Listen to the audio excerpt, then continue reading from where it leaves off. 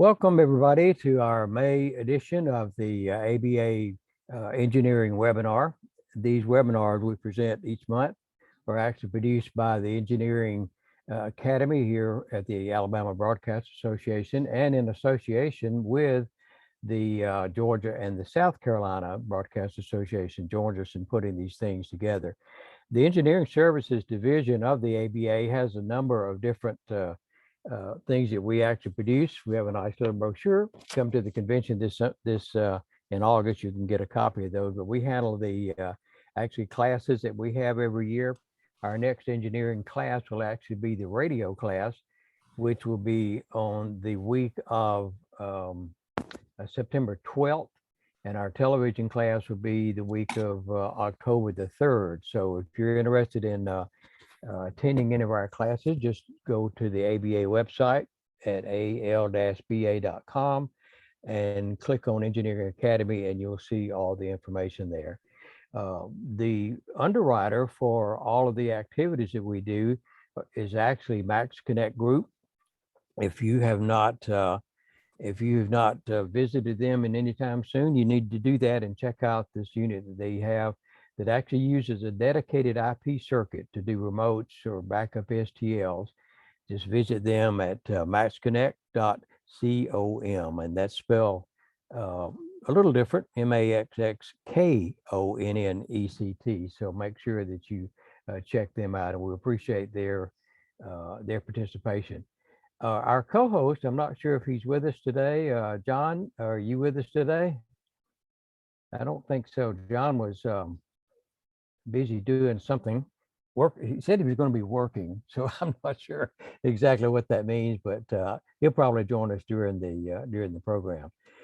What we want to talk about today is something that all the broadcast engineers are aware of or should be aware of, and that is the rollout of cell phone service using 5G, and it has the potential, or does have the potential, to actually cause interference to people that have satellite systems operating on C-band.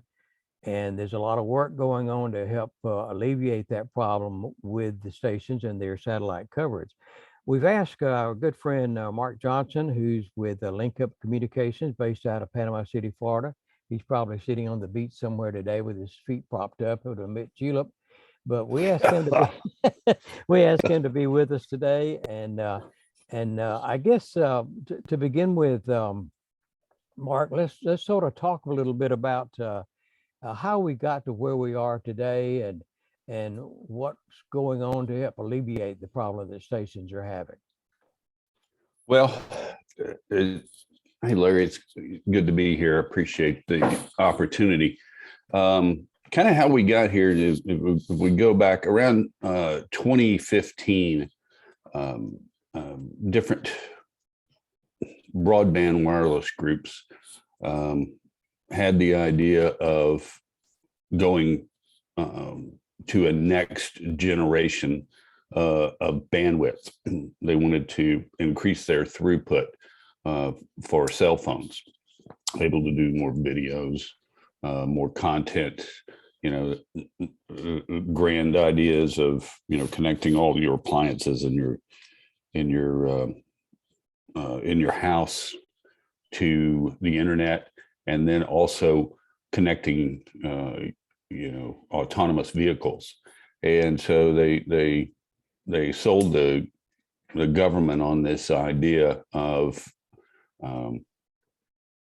using a number of bands, the mid band, which is the area in and around where we've traditionally had satellite content, is just one of the bands that they've picked up, and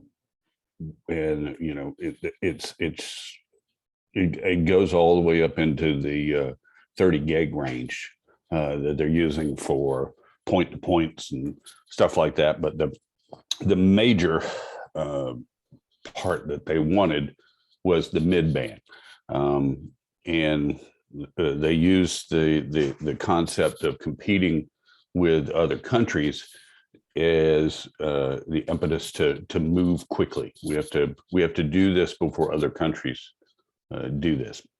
Not sure what the political or economic or engineering relationship is between us doing it in a certain time and England doing it at a certain time. But nonetheless, that was how they sold this. And the original plan was that the owners of the satellite, who've invested billions of dollars launching satellites since 1979, 77, somewhere in there, they basically put together a deal where they would, as a group, work together to, in a sense, sacrifice 200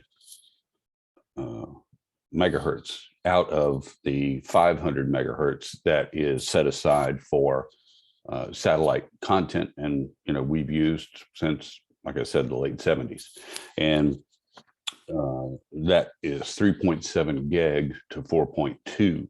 And so the original proposal was 3.7 to 3.9 would give them 200 megahertz, and basically they would repack all of the signals up into the upper band between 3.9 and 4.2. At the last minute, the night before the decision was to come out, after years of R&D and engineering studies and I think 7 versions of the filter, Chairman Pai decided to change the plan and went with a 300 meg, which is 60% of the bandwidth. And that changed everything, because it meant that what you would have to do is there wasn't enough room to pack everything above 4.0 without launching additional satellites and putting up additional satellites. So now the filters had to be adjusted so that they would be a 70 dB attenuation at 4 instead of 3.9, so at 4 gigahertz. So all that being the case, the government took over what the satellite companies were going to do, and we've been in this process. And the first thing they wanted to do was make 120 meg available within 12 months in the top 46 markets. So that's how we spent 2020, is getting the top 46 markets ready. And that involved moving all the radio networks above 4 gig, and getting all of the TV networks above 3.82. So if you're a TV station in the top 120, you've probably got a what they call a blue filter, which has a 70 dB wall at 3.82. If you're a radio station, you should have a red filter on by now, which is a 70 dB wall at 4 gig. And so all of that and upgrading of antennas and all of that is part of the process. Where we're at now is there's a series of satellite launches coming up. In fact, just this year, there are 6 domestic SES satellites going up. There are 2 at the end of June, 1st of July. There are 2 in August, and then there are 2 in 4th quarter. So 6 SES birds alone going up to add C-band availability at orbital slots that don't currently have C-band. So what you're doing is you've got more locations that you can put C-band at, but you've got less bandwidth at each location. So hopefully it'll, the way they planned it, it evens out so that there's enough capacity, or similar capacity to what the original plan would have been with 300 megahertz at each location. So we've been out doing 5G filter installations, putting in new dishes, because the concept was, and what the FCC promised was that everybody would be made whole. And then also at the last minute, one of the things they did was a lump sum opt out. So instead of having the FCC take care of, your filter installation or your new dish or whatever, you'd get a lump sum and you'd be responsible for taking care of it yourself. So if you took the lump sum, you're responsible. And we're coming up to where, they're even starting to do some 5G in the markets below, smaller than the top 46. And one of the things that a lot of people don't realize, because all we've talked about is they're getting 300 meg of 3.7 to 4.2 or 3.7 to 4. Yeah, that's important, but they also got a big chunk of 3.4 to 3.7. And if that's close to your downlink and you don't have a filter on, it's going to cause you the same problem as if it was 3.7. So it's important to make sure that you get a filter on so that you can reliably receive video and audio content. Because one of the things that we've talked about is that there's no such thing as a perfect content delivery system, and there's no such thing as a free content delivery system. I know a lot of managers think, oh, well, we do it over the internet. It's free. Not really. And it's not perfect. So the thing to do is to have multiple pathways. So I actually like to share a little something with you, Larry. Let me see if I can, let's see. Well, let's see. Well, it's not gonna, somebody know that it's not letting me share the screen I want to. Let's see. No. Oh, well, I don't know why it suddenly won't, it's want me to just to do the whiteboard, Larry. So, but what I was going to show was in Jacksonville, what it looks like when you've got 5G operating next to you. Well, this is odd. I've never seen it do this before. But let's see if I can do this. Let's see. No. While you're looking for that, you mentioned the fact that they were going to put up additional satellites. Mhm. And I assume that's going to mean that there's got to be a number of repoints that stations will have to be involved in. Is that Well, yeah, in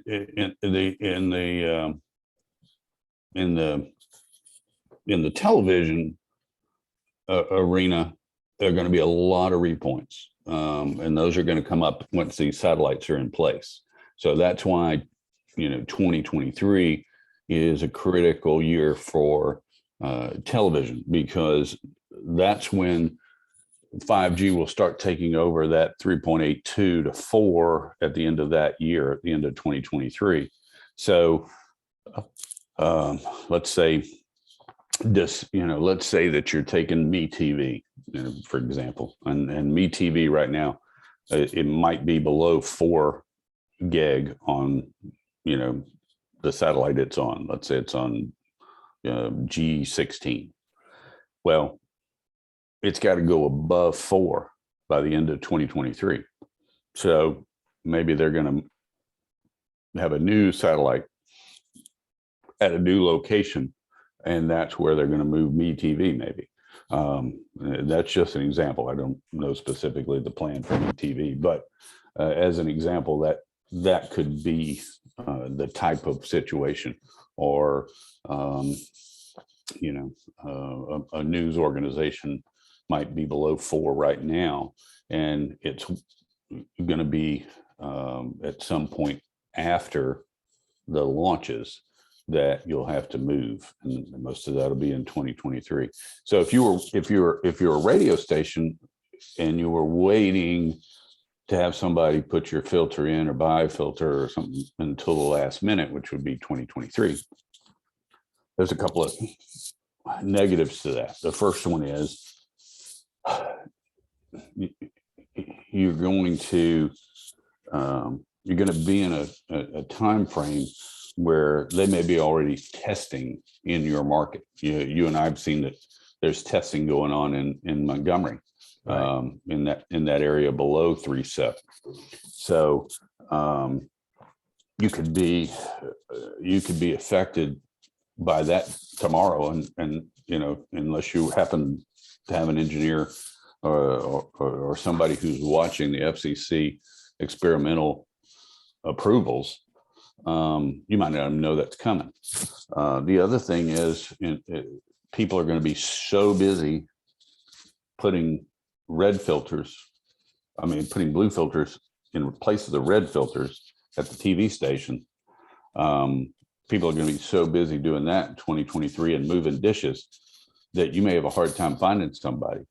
And once again, supply and demand, suddenly everybody's buying, a blue filter for TV stations, and TV station probably needs a dozen filters. The price might go up. So waiting till 2023, if you're a radio station, it's probably not a good idea. It's going to put you in a potential pickle. As I recall, there was actually two scenarios I think the commission had available. You could either take the lump sum of X amount of money to do it yourself, or hire somebody to do it yourself, or you could refuse the lump sum and it would automatically be done at no additional cost to the station. Is that correct? That's right. They're responsible for making you whole. What's called the clearinghouse. The clearinghouse was responsible for making you whole if you didn't take the lump sum. So it means if you needed a brand new 3.7 meter Prodlin and installation and the whole bit, that's probably going to cost you more than the $9,000 that you got from the commission if you took the lump sum. But it would be covered under the clearinghouse regardless of the cost. Right, exactly. What are you seeing out in the field where some of the 5Gs are actually testing now? Does it completely wipe the signal out, or is it just dropouts, or what do you see? Well, it's according to how close it is. In the case of Jacksonville, it was a lot of signal loss. But basically, according to how close it is to you, it can be 60, 65 dB above the noise floor. And what it does is it overloads the front end of the LNB. And as we all know, an amplifier gets to a certain amount of noise and it, doesn't operate correctly anymore. And that's kind of what you're doing, is you're introducing noise into an LNB. Do you have any indication of how well the rollout of filter installs and or dish repoints are changing out? What percentage we're at now? Because this has been going on for what, a year or two? Mm-hmm. Yeah, been going on since April of 2020. It's interesting. I don't have specific numbers, but it has been pretty effective. And I know specifically SES calls us or emails us on a regular basis asking about certain clients and their downlinks that are registered. Hey, they took the buyout, but is it filtered there yet? Got an email the other day about somewhere in Oklahoma and somewhere in like Wisconsin. Just hey, did your customer get filtered yet. And we said, no, here's the schedule. So they want to know when, you know, how, when, where. They're keeping up with it. They're even keeping up with the folks who took the lump sum. So they're on top of it at SES and Intelsat. Well, are the networks involved in this as well with all their affiliates, trying to make sure that their affiliates are protected? Yep. Yeah. It's interesting. Some of the networks wanted to, you know, went to the FCC and asked, hey, can we register the downlinks? And, you know, because we know where they're all at. We've got, you know, IP connections to them. And the answer was, nope, you can't do that. So, you know, it had to be whoever owned the property. So, or, you know, owned the you know, the facility. So that's why, you know, the registrations were all done kind of one at a time. But you know, it was interesting that the commission was convinced there were less than 2,000 when this thing started, and we all knew there was probably closer to 30,000. And when all the registrations started pouring in, and you know, they got to, I don't know, 20,000 or something like that, they were just overwhelmed. Where did they didn't come have up a with clue. 2,000? Because back in the beginning of C-band, when AT&T had all of the microwave towers running at, I don't know what, 3.6, they had like 3.6 or somewhere like that. Remember those microwave towers AT&T had all over the place? Yeah, with the cornucopia antennas. Yep, that's the one. Well, back then, if you wanted to protect your downlink, you would actually license it. So you would license it just like you would license an uplink. Well, you know, NPR and a few other people still continue to register and license downlinks. So there were only like 1,500 in the database. And so one of the commissioners made the statement, well, but there's, you know, nobody's using C-band. So, you know, of course we're going to give it to broadband because nobody's using it. There's only 1,500 registered. Well, we all stopped. We all stopped doing that in the 80s when AT&T stopped using the microwaves. But that was just a lack of understanding and knowledge of the arena and the technology. What did you run into in the field? I know I've heard some horror stories of some dishes that have been there since the Civil War, and they hadn't changed it, and the rust had taken over. So I've heard some really bad stories about conditions on some of the dishes. Oh my gosh! So we were in New Jersey putting in some new dishes for Beasley, and we got a call from an engineer in Washington D.C. and he says, "Hey, I've got to move this dish. Hey, can you help me?" And I was like, "Well, we're going to be passing through there tomorrow. Send me some pictures. We'll take a look at it." And so he sent me pictures of a 2.8 meter Scientific Atlanta dish. First off, that's not 2 degree compliant. Hadn't been 2 degree compliant ever.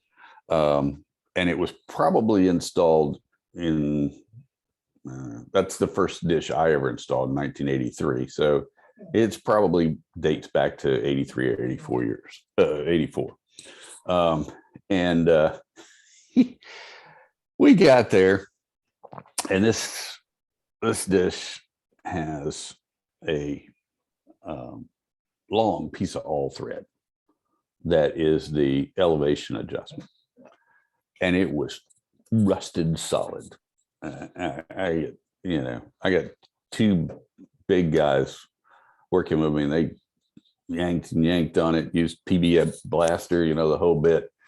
and nothing. Yeah, and they're not going to move. So Clay on our team gets the idea. Well, I'll tell you what, let's just cut this off and put a ratchet strap on the back here and see if we can actually find a bird with this thing. So they took an angle grinder, cut that piece of all thread off, got it with the ratchet strap. We actually found the bird, and actually got like a 9.5 ebb note on a 2.8 meter dish. I couldn't believe it. And so, okay, well, we can't leave the ratchet strap here. So we went and got some of that little aluminum angle at Home Depot, and just drilled it into the two places where the all thread went through, and made ourselves a fixed elevation. And believe it or not, we were able to actually polarize it as well, because it's just, I mean, we've been to places where somebody's got panels missing and they're still using a dish. That was a couple of places. Probably the craziest story is we get a call from a group in Orlando, actually a state-run group, and they said, "Can you come down and take a look at these two DH antennas?" And if you know the DH antenna, they're real lightweight, thin spun aluminum, and they're very delicate, and you got to put them together just right. And because if you put too much pressure on them, you'll warp them, and they're unsalvageable. So sent two of my guys down there to take a look at it, and was like, who put this together? Well, part of the whole 5G thing, and the state put out a bid, and an electric company accepted the bid. They'd never seen a dish before, and they had totally destroyed two 4.5 meter DH antennas.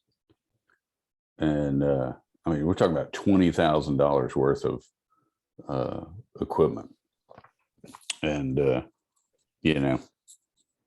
they had to buy 2 new antennas for us to install, because they did not, they did not know what they were doing. They accepted the bid. So, and we've seen, poor installations and poor testing on 5G filter installs, where somebody just slapped it on there, didn't do any, realignment or peaking, and didn't test it to make sure it was, passing and blocking correctly. Because it's like any other manufacturing process. They're not perfect. They're passive, but they're not perfect. So, each one needs to be tested. I think people should test them and document it, because if you document it and you have a problem later on, you can prove to the FCC that, hey, I did what I was supposed to do, especially if you took the lump sum. Because I can just envision, if you have a problem later on, they'll ask what you did with the money. So There were a lot of repoints, I understand too, because there was already some moving from one satellite to another. And Yep. I'm sure that had its own set of dilemmas when you tried to repoint. And some of them I've heard of that you couldn't even see the dish. It couldn't see the satellite because of obstruction. So how did you Right. address that? Well, and this happened at in television, because in radio specifically, most everybody in radio stayed on the same bird, either SES2 or SES11 or Galaxy 16. Those are the 3 major radio birds. So wasn't a whole lot of moving around there. But television, you could move, 10, 15, 20 degrees from where you were originally. And if the dish, had trees grow, in the interim, or if you didn't, or if you only put it in to see, a certain satellite, things like that, then, then you get into issues of, having to move the antenna or replace it. And so we've done a lot of moving and replacing antennas, probably 50 or more just in 2021. So, luckily, if either somebody, took the lump sum and saved the money, or stayed in and the clearinghouse had to pay for all of it. So, because I think a lot of people, when they looked at the lump sum, didn't necessarily go and see, hey, can I see the entire arc from here? They were just thinking, oh, I need to put a filter on it. Well, once again, back to the example of, let's say, MeTV, if suddenly it's on another bird that you can't see, and you can't cut down the trees that's in the neighboring yard, then you got to wind up moving the dish. And if you took the lump sum, you're gonna have to make up the difference to make it work. And I'm sure there's some cases that you ran into that it was just, it was impossible because of where the building was and where the land was. You just couldn't see the bird. Well, I can't tell you that we ever gave up. I can tell you we did some interesting things. We put a 25-foot pole in, where is that? Between Fort Myers and Naples, to see the new location. Same thing. We did the same thing in West Palm Beach. We did that at a couple of places where we had special made, 20 to 25-foot poles to see the new location. But, and actually, that wound up replacing, what had previously been a ground mount. How secure was putting a big C-band dish on a pole? That takes some work. We did a couple of different things. Some of them we put where we have a very good steel fabricator here in Panama City who's got tons of experience building satellite poles, because in the 80s Charlie Wooten got him started building these. So we've kind of expanded that to building specialty poles with them. And also we've built a couple of these, and we built a couple of these earlier. One was in Fort Myers, and it's up next to a building. So what we did was we had this special 6-inch collar fabricated to a standoff using half-inch angle, and then that it goes into the wall with 2 pieces of all thread, and we put like 3 of these along the wall to strengthen the foundation that was next to the building. And we've actually done 3 or 4 of these and had them survive Cat 4 hurricanes. So if if it's a freestanding one, you got to do something inside to strengthen it. I mean, you wouldn't just put a 6-inch Schedule 40 pipe 20 feet long. You'd put another pipe inside it and have them weld it together in different places and make it stronger. So there's different ways to make it stronger, either attaching it to the building with strong brackets, or doing something inside it. So even some people even, pour concrete inside them to make them stronger. So seen that too. Can't say that we've done that one, but we've got a pretty good partner here with Steel City and Panama City. We sort of found out over the years that even though satellites are in use a lot, everybody has them now, but sometimes engineers don't really quite understand. They're a little critical, and you really have to pay attention in the mounts and in the alignment, and especially in the crossbow. I know in the early days, people were going out with these little squawk boxes and trying to align a dish with the squawk box, and that never does work really well because you can't do anything about crossbowing. And that's so critical to get the crossbow. And I'll tell you a little funny story here that we ran into on an uplink one time. We had an uplink for the old Auburn network that we had, ADSN, and we moved it from Montgomery to Auburn. And when we set it up, one of your guys, Bruce Chestnut, was with us, and we moved it over there and put it back up. And he's very good. And we aligned it and had the crossbow where in between, this was on Galaxy 16, I think, and the crossbow between transponder 1 and 3 looked like a 2x4. It was just as flat as could be. You couldn't see anything off of transponder 2.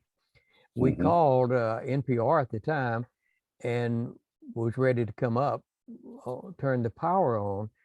And the technician up there said, you need to adjust the crossbow. I said, we've already done that. He said, no, it's off.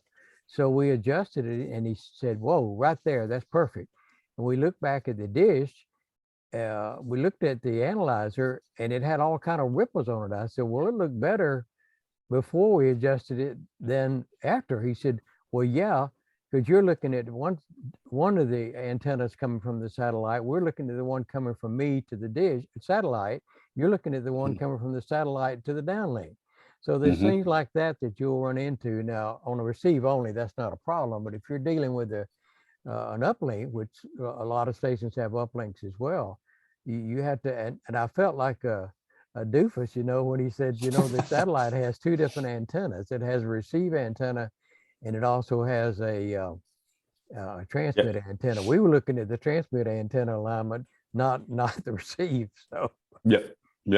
So that the reason I bring that up is a lot of engineers sometimes are not really not of any fault of their own. It's just a lot of small things that you have to watch out for when you're trying to align a dish, and crossbow seems to be one of the big ones that people don't. If you don't have an analyzer, you can't do it. That's incredibly important because satellite delivery is the most reliable content delivery system. A typical C-band link is 99.99% reliable. You're never going to get that from you're never going to get that from KU band. You're going to get 99.85, right, or 99.89. That's still probably more reliable than the internet. MPLS is only as reliable as all of the different links between you and the other end. So those are all content delivery systems: internet, MPLS, VPNs, KU band, C band. They all have features and benefits, but C band is, for 35, 40 years has been the mainstay of delivering television and radio content to broadcast facilities all over the world. And it's incredibly reliable, but it needs some attention. It's not something that you just set it up once and leave it. Because what you're doing is, imagine Imagine if you had a laser pointer and you were trying to hit a target 22,300 miles away in the sky. How accurate your hand would have to be and your eye would have to be to hit that target and stay on it. Well, that's what you're asking the dish to do, is to be still and hit that target 22,000 miles away. If you move a little bit, one way or the other, azimuth, elevation, you'll miss it, you know, which is what your hand would do with the laser pointer. It would miss it, right? Okay. Then you add on top of that, that you're using the same frequencies twice, horizontal and vertical. So there may be two carriers using the exact same frequency, horizontal and vertical. And so you want to get to a place on receive only where you null out that opposite polarity, and doing what you did is absolutely the way to do it for a receive side. You null it out until the opposite pole goes down into the noise floor. And then your receive only will be accurate, you know, lock it down, check, you know, check the bolts, make sure things are locked down. Also checking the feed horn, because, you know, in the South, we know if you get a hole in that feed horn, wasps just absolutely love to make that a home. So really, you know, once a year, just maybe peeking the polarity, double checking it with a spectrum analyzer, making sure that the opposite pole is not showing up in the noise floor, and making sure that that feed horn is covered. And you know, we've all done kind of wacky things to replace that plastic feed horn cover. I've seen, we were in one community where the local Chinese restaurant had takeout bowls that the covers were the exact size of the C-band feed cover.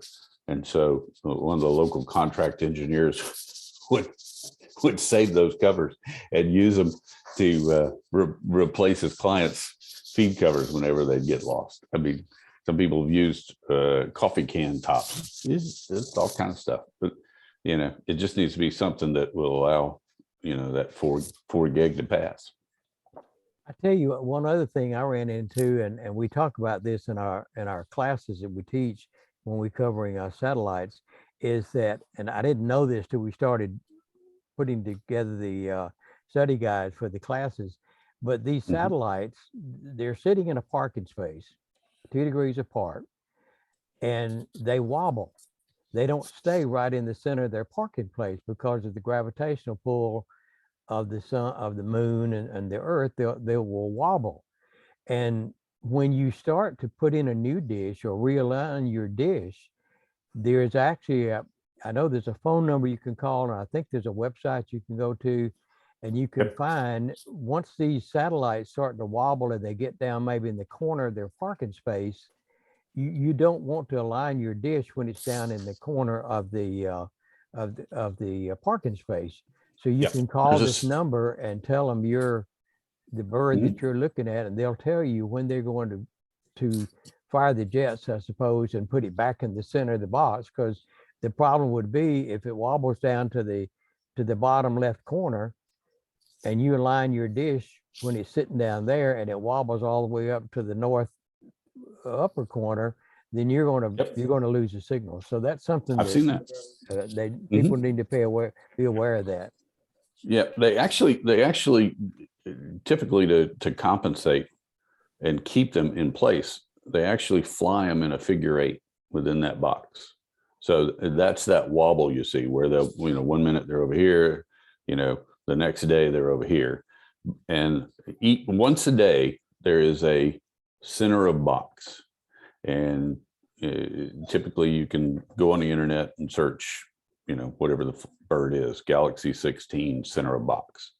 And there'll be a place where you put in your location, you know, and it'll give you date and time of center of box for the rest of the week.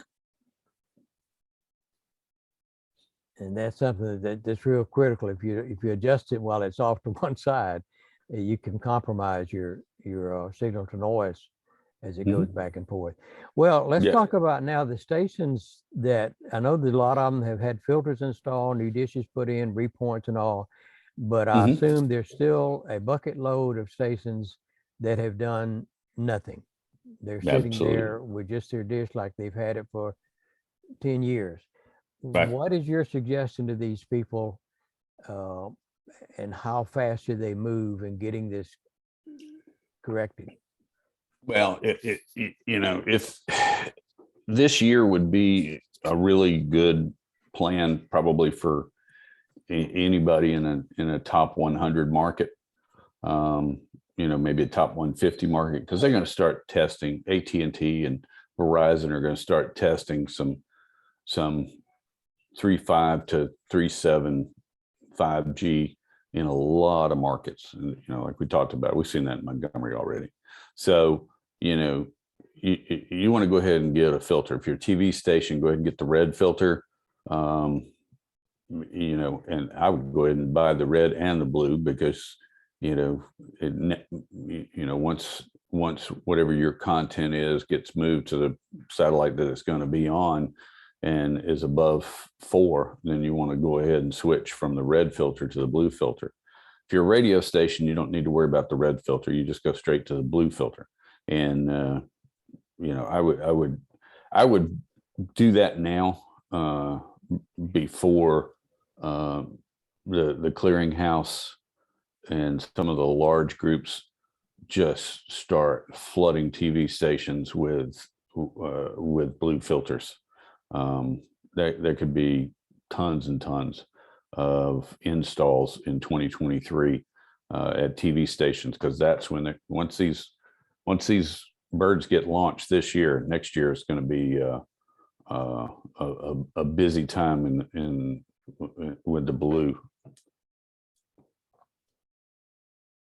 So are they pretty plentiful now? There's not any, right?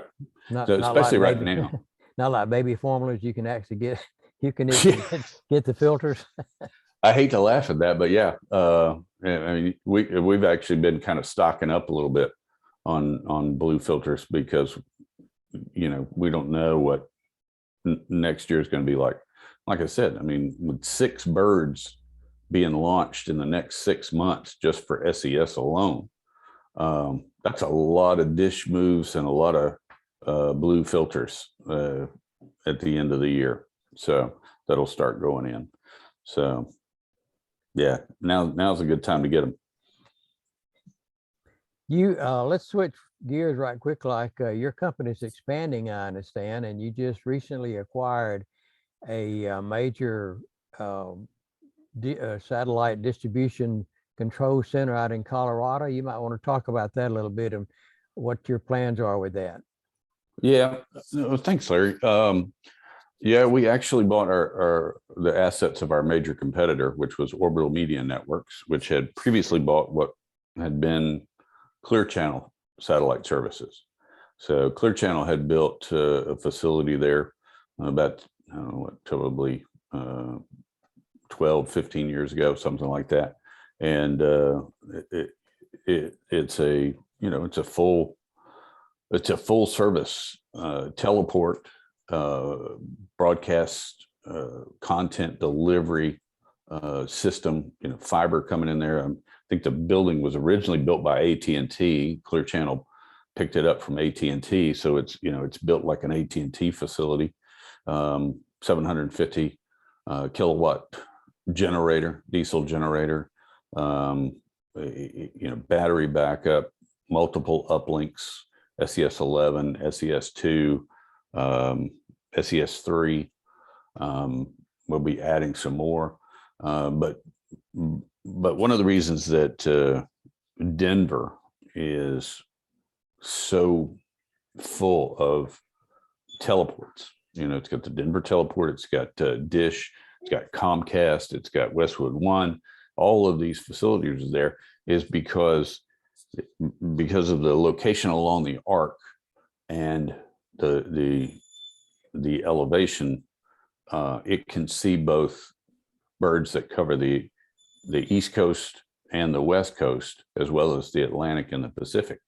So it's a wonderful location to have a facility like this, and you get a lot of highly technical people. One of the things that yeah, we're in the content delivery business and the space segment business and uplinking and all of that, and also putting in a SRT, secure reliable transport based IP delivery system.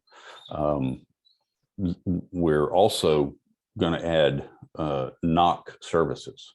So, one of the things is, as we engineers get fewer and fewer, it means we have to cover more and more transmitter sites. And so one of the things that we want to do is be kind of a first tier in those situations where we can, remotely monitor a group's stations. So let's say your group has 30 or 40 stations and 2 engineers. You don't want the engineers getting called, especially if they're contract engineers, for every little alarm. But having some broadcast professionals who are already working 24/7, monitoring that and being able to determine whether, okay, this simply means resetting the power at this facility, or adjusting the power of the transmitter, some kind of first tier reaction, or is it something that needs to be elevated to have an engineer go out to the site? At that point, we call the group engineer or their contract engineer. So that's kind of a new service that we're offering. And some people try to do NOCs on their own, and it can be an expensive venture, first to put together a NOC, and then secondly, it can be difficult to staff, because you're trying to get somebody there 24/7. And once again, because of where we're at and what we do, we have in the Denver area, we have a lot of technical people and technical talent to choose from. So will this side actually, would this side also be able to do international, hit the birds to go over to Europe and all? Can it see those birds? Theoretically we could, but we don't have any plans to do that at this point. I mean, there are other people who have that business. If a client came to us and wanted to, yeah, we could probably talk about it. But there's our focus right now is on the domestic CONUS and Alaska and Hawaii. I know years ago when the hurricane came through down through Miami, it completely destroyed a teleport that was being used to go over to Europe. And oddly enough, there was an uplink at the Auburn University that I was over there one day, and the dish was looking like it was almost pointed to the ground. And I asked the tech over there what they were doing. He said, well, the teleport in Miami was destroyed, and this particular uplink they had there at the college could actually see one of the birds over the ocean, Telesat or whatever they call them, going overseas. And they did a ton of turnarounds for several months, because they could actually send stuff overseas, and they could just barely see it, but they saw it enough to get the signal over there. So back when it was Pan Am Sat, which wound up getting taken up by Intelsat, but Pan Am Sat had a teleport there, and what was that, Hurricane Andrew wiped that out. It was in Homestead. Yeah. Just rip the dishes, clean off the concrete. We have a note here. I don't know if you can see the chat. Yep. You might want to See comment that. on that. Let's see, 2 more tools to mitigate interference. Use, it looks like military applications. We use LNA, LNBs with interstage filtering, and also LNA, LNB with high compression levels up to 20 dB output. So, yeah, so that's, I mean, that's a highly specific product. Does that include the filtering? I think he's got interstage filtering, so filtering between. So an LNA, what an LNA does is it amplifies the actual 4 gig frequency. I don't know if you remember, but in the 80s when we first put dishes in, they were LNAs, and we would have, we'd have coax cable, like 1/2-inch line running from the LNA inside to a down converter. Well, the LNB has a solid state down converter in it. So I'm not familiar specifically like Ray is with that unit, but sounds like it's in between the 4 gig and the L band. It's got some rejection and some interstage filtering. Is that right, Ray? Hi, hey guys. Yeah, this is my day job is with actually the company you mentioned, Scientific Atlanta. I've been with them since 82, 83. But wow. So I was working on some of those dishes, but this is a daily occurrence. We do a site survey before we put up a MilSatcom station and look for the interferers. And then we analyze that, and then we'll actually look at the sum of all of these signals coming into the LNA, LNB, and make sure we're below the compression level. There's a couple of ways to do that, but we like a company called Amplitech up in New York, and what they'll do is they'll make gain stages, and in between the gain stages, we'll put a filter, and that way you can get a lot of rejection at if it's transmit or whatever at other frequencies, and not kill your G over T that way too. It's probably a little. I haven't heard broadcasters talk about this at all, but this is something we deal with every day. I've got a meeting this afternoon. They did a site survey 2 months ago, and now they had another interference popped up that's going to cause a lot of problems. So, well, and that's something we could encourage broadcasters to do before you put a dish in.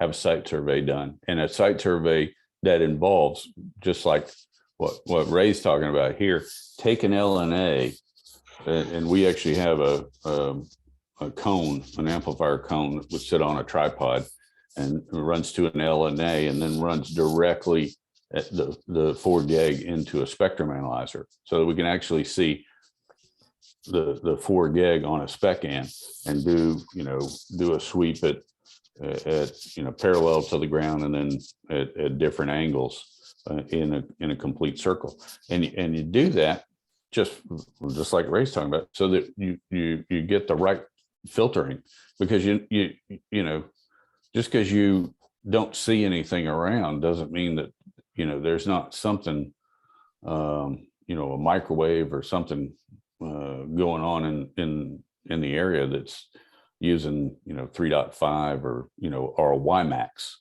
WiMAX is just that's just ugly and all over the place, and I'm sure you've seen a lot of that, Ray, like we have. Yeah, the problem is you do these site surveys, and then 2 months later somebody's put something else up, and then it's all for naught. I've got a meeting this afternoon about that, and this was at 35 gigahertz. We've got a problem. Somebody's put up a radar, and it's hard to keep up with it, but hey, it gives us lots of work. But I just haven't heard this in the broadcasting realm, where people are talking about LNAs, LNBs. So it's just another way of Yeah, broadcasters, it gave up on LNAs probably 25, 30 years ago, when LNBs got to be plentiful, and they're so cost effective. I mean, even a a phase lock loop LNB is going to be, 375, $400, 450, something like that. And and a lot of the video places just use DROs, and those are, $150. So it's hard to get them to expand and think, I need to spend a little bit more money to get this right. Yeah, a lot of these LNBs, LNAs, these cheap ones, they have a really bad compression level. They'll compress at minus 10 dBm on the input. So, I mean, on the output. Yep. So, that's, if you can jump it up 20 dB or something, that gives you a lot more leverage. So anyway, good discussion. I enjoyed that. It's a lot of fun. There's some really good microwave filter companies out there too that we can use. It's come a long way. Yeah. Microwave filter company, MFC, makes good progress. I've had them do some special notch filters. I ran into a nasty microwave near LSU one time, and it was going all the way across the state of Louisiana and shooting right over a C-band downlink and making it completely inoperable. Once again, it was 35, 40 dB above the noise floor, and but you don't know that if you just plop down a downlink. But I think Ray's absolutely right, and that's one thing I would recommend broadcasters do before you put in a downlink, or before you decide that this is where you're going to be, and decide how much it's going to cost to put it in. Then you should do a site survey, figure out what frequencies are in use. We've got a site in Indiana that's near a military base, and it is just, we have not been able to figure out a way to make that work. Well, that's great. I appreciate the insight there, Ray, for sharing that information. That'd be very valuable. Mark, we appreciate you joining us today, and you're actually going to be with us in August, I think, at the ABA convention. And those of you that are in the Alabama area, make sure that you sign up for that particular convention. That's August 12th and 13th. The engineering portion will be on Friday the 12th, and we have like about 6 presentations, and Mark will be one of those with us. So once again, thank you, Mark. We appreciate you being with us today. And we will, our next, let's see what our next webinar, I lost the date. Oh, there it is, right there, on June 21st. And on June 21st, our special guest is going to be Paul McLean, who is the editor of Radio World. Those of you who read Radio World know of him, and he's going to be with us and talk about the state of radio broadcasting. So thanks everybody for joining us today, and we appreciate you being here, and we'll look to see you again in June. Thanks everyone.